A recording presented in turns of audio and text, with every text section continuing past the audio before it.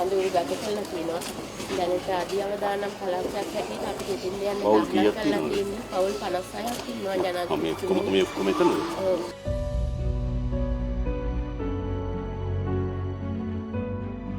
ආදායම් වලින් ජීවත් වෙන්නේ මම වැඩසෙ. කොහෙද? බැංකුවේ අනිත් අය මොනවද කරන්නේ? කුලි වැඩ කරන්නේ.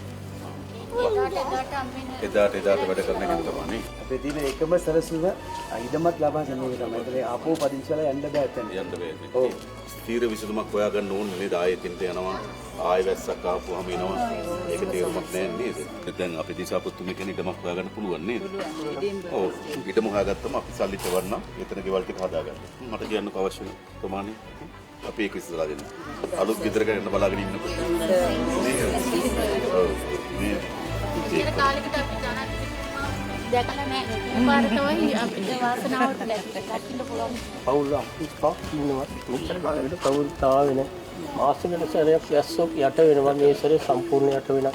කරුණාකර ඔබට බුදු බලව ඒවා ඉක්මනට පුළුවන් තරම් කොයි හරි ගෙවල් ටික හදලා දෙන්න ජනයිති. දෙකේ ළමයිගේ අවශ්‍ය වෙන බහඬ පොත්පත් මිලදී ගන්න රුපියල් 25000ක දීමනාවක් දෙන්න තීරණය කළා තියෙනවා. ඒක ඉක්මනින්ම ලැබී. හරි ඊට පස්සේ අපි ඕගොල්ලන්ට ඒ ඉන්න තැනට යන්න බැරි නම් අපි මාසයකට ගෙවල් කුලියක් ගෙවන්න. උතර ගෙදර නේද? ඔයත්තනක් හොයාගෙන ආරක්ෂිත තැනකට යන්න එපායනේ. ආපහු එතෙන්ට ගිහිල්ලා බෑ. ඒතර අපි తాවකාලික දීමනාවක් දෙන්නම්. ඊට පස්සේ සම්පූර්ණ සම්පූර්ණ